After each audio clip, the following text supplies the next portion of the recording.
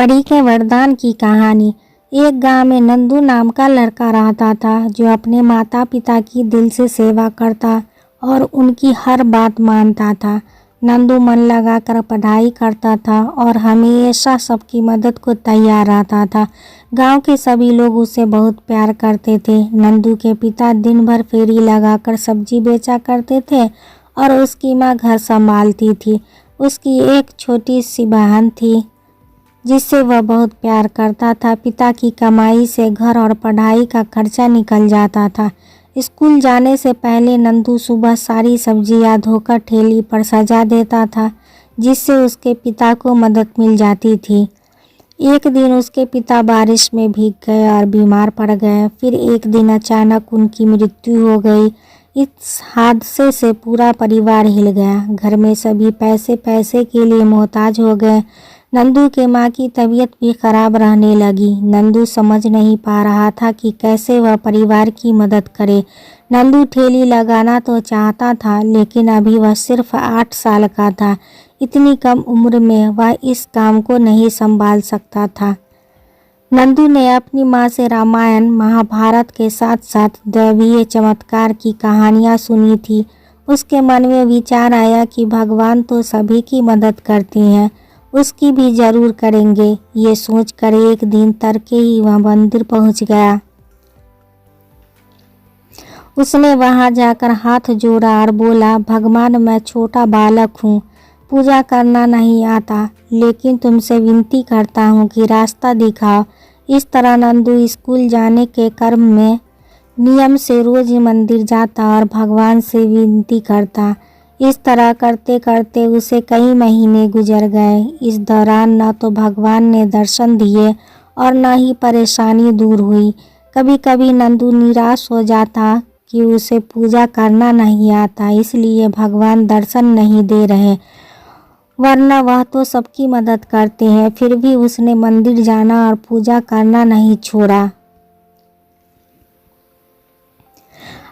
आखिरकार एक दिन देवी माँ को उस नन्हे भक्त पर दया आ गई।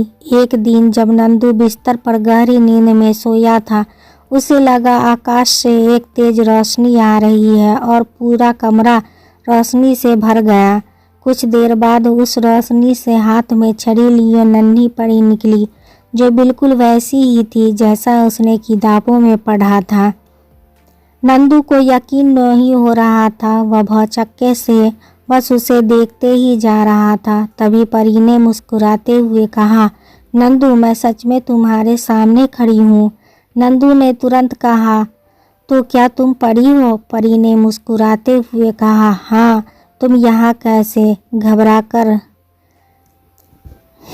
में नंदू की आवाज़ नहीं निकल रही थी। परी ने फिर हंसते हुए कहा, नंदू मुझे देवी माँ से ने भेजा है। देवी माँ? नंदू आवेग में चिल्ला उठा, हाँ नंदू बोलो, तुम्हें क्या चाहिए? नंदू खुशी से चिल्लाते हुए बोला, अगर तुम्हें सचमुच देवी माँ ने भेजा है तो मेरी माँ को ठीक कर दो।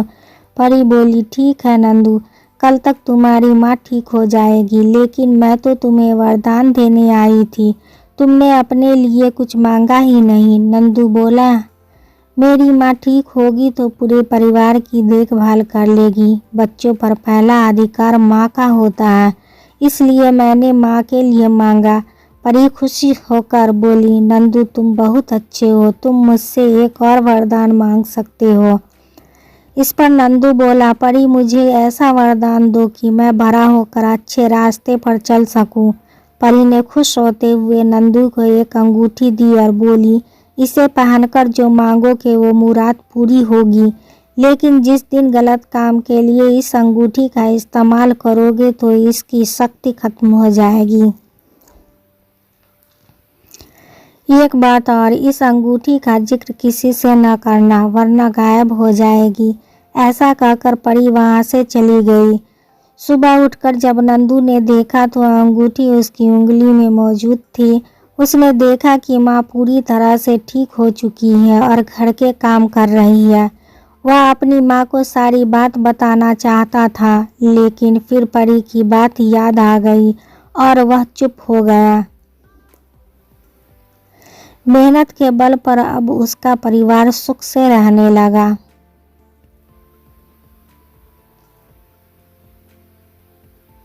कहानी से सीख, इंसान को लालच कभी नहीं करना चाहिए। कर्म पर विश्वास करने वाले लोगों के लिए कुछ भी असंभव नहीं होता।